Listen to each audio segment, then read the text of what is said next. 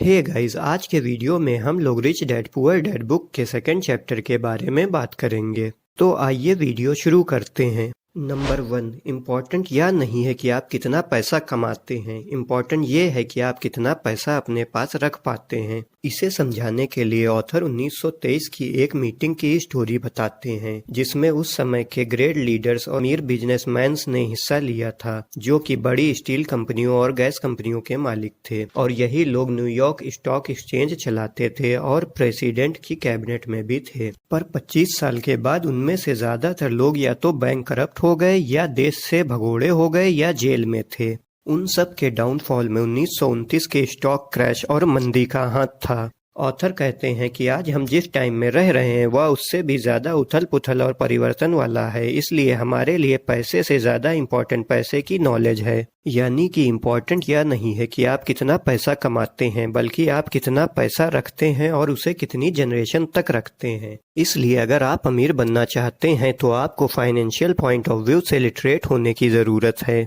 Second point है, rich people collect assets, poor and middle class collect liabilities. यानी कि अमीर लोग एसेट्स इकट्ठा करते हैं और गरीब और मिडिल क्लास लोग लाइबिलिटीज इकट्ठा करते हैं।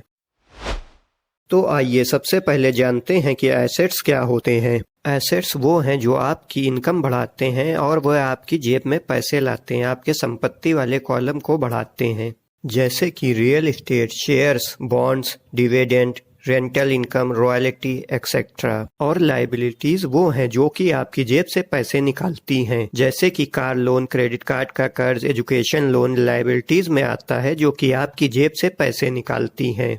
आज बहुत सारे लोग फाइनेंशियली स्ट्रगल करते हैं क्योंकि वो एसेट्स नहीं बल्कि लाइबिलिटीज खरीदते हैं और जिंदगी भर उन लाइबिलिटीज के बोझ के तले दबे रहते हैं। इसलिए अगर आप अमीर बनना चाहते हैं और अपनी दौलत को लंबे वक्त तक कायम रखना चाहते हैं तो आप एसेट्स खरीदें, ना कि लाइबिलिटीज। नेक्स्ट पॉइंट है, getting more money will only increase the expenditure. यानी अधिक पैसे मिलने पर केवल खर्चों में ही वृद्धि होगी। ऑथर बताते हैं कि अगर आपकी आदत है कि आप मिलने वाली हर चीज को खर्च कर देते हैं तो ज्यादा पैसे मिलने से आपके खर्चों में वृद्धि ही होगी। कर्ज में डूबे लोग यह सोचते हैं कि ज्यादा पैसा कमाना ही उनकी प्रॉब्लम का सॉल्यूशन है, लेकिन ज्यादा पैसे से उनकी प्रॉब्लम नहीं सॉल्व होती बल्कि वह कई गुना और बढ़ जाती है। जैसे कि बहुत सारे लोगों को लॉटरी या विरासत से बहुत सारा पैसा मिल जाता है और वह उसे तेजी से फूंक डालते हैं। ज्यादा पैसे का रिजल्ट यह होता है कि खर्च भी उतना ही बढ़ जाता है। ज्यादातर लोगों में जिस चीज की कमी है वह है फाइनेंशियल लिटरेसी, इसलिए वे अपने करियर या जॉब में तो सक्सेसफुल हैं, फिर भी पैसों की तंगी से परेशान हैं। लोग पैसा बनाना तो सीख जाते हैं पर उसका मैनेजमेंट कैसे करें या नहीं सीख पाते हैं। लोग या तो सीख जाते हैं कि पैसा कमाने के लिए कड़ी मेहनत की जाए, पर वह या न सीख पाते हैं कि पैसे से अपने लिए कड़ी मेहनत कैसे करवाई जाए। इस वजह से लोग रैट रेस में फंस जाते हैं और पूरी लाइफ पैसों की तंगी की वजह से परेशान रहते हैं।